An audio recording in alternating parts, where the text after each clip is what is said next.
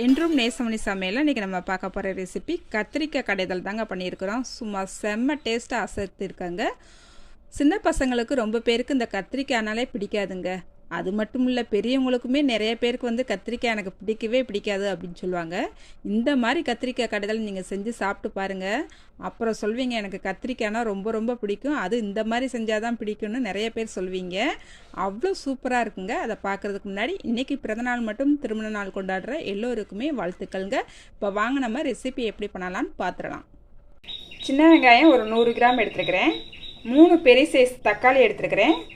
ஒரு 400 கிராம் வந்து கத்திரிக்காய் எடுத்துருக்கிறேன். ஒரு 4-5 பூண்டு எடுத்துருக்கேங்க. இப்போ இதெல்லாம் எப்படி வதக்கலான்னு பார்த்துக்கலாம். ஒரு கடாயை அடுப்பில் வச்சுக்கிட்டாச்சு. ஒரு 4 ஸ்பூனுக்கு வந்து எண்ணெய் ஊற்றிக்கலாங்க. நான் இன்னைக்கு நல்லெண்ணெய் தாங்க சேர்த்துருக்கிறேன். பாருங்கள், நம்ம ஊற்றின எண்ணெய் நல்லா சூடாகிடுச்சுங்க. வெங்காயத்தை சேர்த்துக்கலாம்.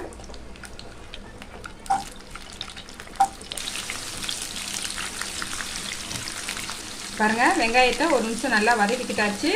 தக்காளியை சேர்த்துக்கலாங்க.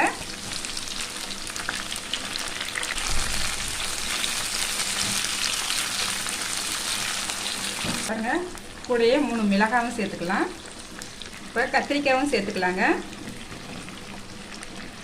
இப்போ இது வதங்கிறதுக்கு தேவையான அளவு உப்பு சேர்த்துக்கலாம். உப்பு சேர்த்து வதக்கும் போது நம்மளுக்கு தக்காளியும் வெந்துடும் வேகமாக, கத்திரிக்காயும் சீக்கிரமாக வெந்துடும்.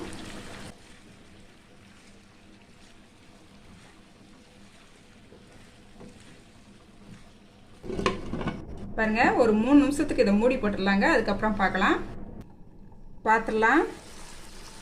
பாருங்க, நம்ம தண்ணி எதுவுமே சேர்க்கலை. தக்காளியிலேருந்து தண்ணி வந்திருக்கு நல்லா. இதில் கொஞ்சமாக மல்லிச்செடி போட்டுக்கலாங்க. இதையுமே நல்லா வதக்கி விட்டுக்கலாம்.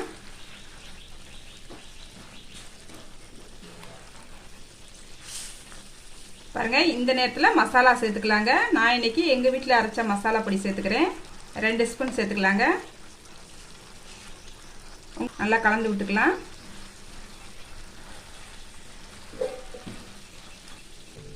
உங்ககிட்ட மசாலா பொடி இந்த மாதிரி வீட்டில் அரைச்ச மசாலா பொடி இல்லைன்னு சொன்னால் ஒரு 1.5 ஸ்பூன் வந்து மல்லித்தூள் போட்டுக்குங்க.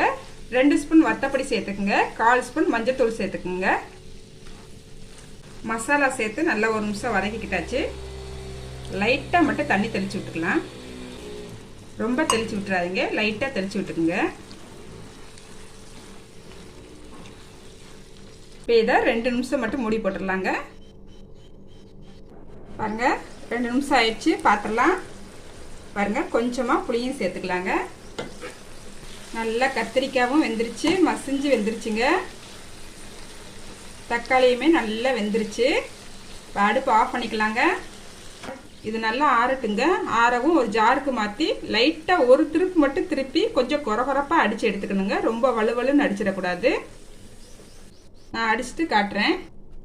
பாருங்க, ரொம்ப வலுவலுன்னு அடிக்காமல் இந்த மாதிரி கொரகொரப்பாக அடித்து எடுத்துக்கணுங்க. அப்படியே அடித்து எடுக்கும் போதே வாசம் சும்மா ஜம்முன்னு வருதுங்க. இப்போ இதுக்கு ஒரு தாளிப்பு கொடுத்துடலாங்க. கடாய் அடுப்பில் வச்சுக்கிட்டாச்சு. 2 ஸ்பூன் வந்து எண்ணெய் விட்டுருக்கேங்க.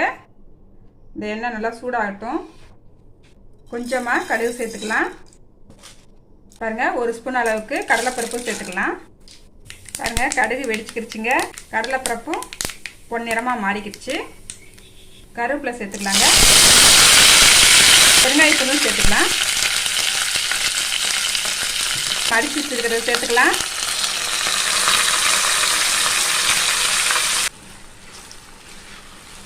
செம்ம டேஸ்ட்டாக இருக்குங்க இந்த கத்திரிக்காய் கடையிறது. உங்களுக்கு வந்து மிக்சியில் அடிக்க விருப்பம் இல்லை அப்படின்னு சொன்னால் கூட கடைஞ்சி எடுத்துக்கலாங்க. நல்லா பருப்பலைகளை வச்சு நல்லா கடைஞ்சி எடுத்துக்கலாம். டேஸ்ட்டுமே செம்மையாக இருக்குங்க. இந்த கத்திரிக்காய் கடையல் மட்டும் செஞ்சு வச்சுக்கிட்டா போதுங்க. காலையில் தோசைக்கு வச்சு சாப்பிட்டுக்கலாம், மதியானம் சாப்பாட்டுக்கும் வச்சு சாப்பிட்டுக்கலாம், நைட்டுக்கு சப்பாத்தி போட்டு சாப்பிட்டோம்னா அப்படி ஒரு டேஸ்ட்டில் சூப்பராக இருக்குங்க. தாளிச்சு விட்டு ஒரு நிமிஷம் மட்டும் அடுப்பில் வச்சுருந்தா போதுங்க. இப்போ அடுப்பை ஆஃப் பண்ணிக்கலாம். மிஸ் பண்ணாமல் அந்த கத்திரிக்காய் கடையில் நீங்களும் உங்கள் வீட்டில் செஞ்சு பாருங்கள். செஞ்சு பார்த்துட்டு எப்படி வந்துச்சுன்னு கமெண்ட்டில் சொல்லுங்கள். லைக் பண்ணுங்கள், ஷேர் பண்ணுங்கள். மறக்காமல் வீடியோ பார்க்குற எல்லோருமே என்னோட சேனலை சப்ஸ்கிரைப் பண்ணிக்கோங்க. பாய். அடுத்த ஒரு ரெசிபியில் பார்க்கலாங்க.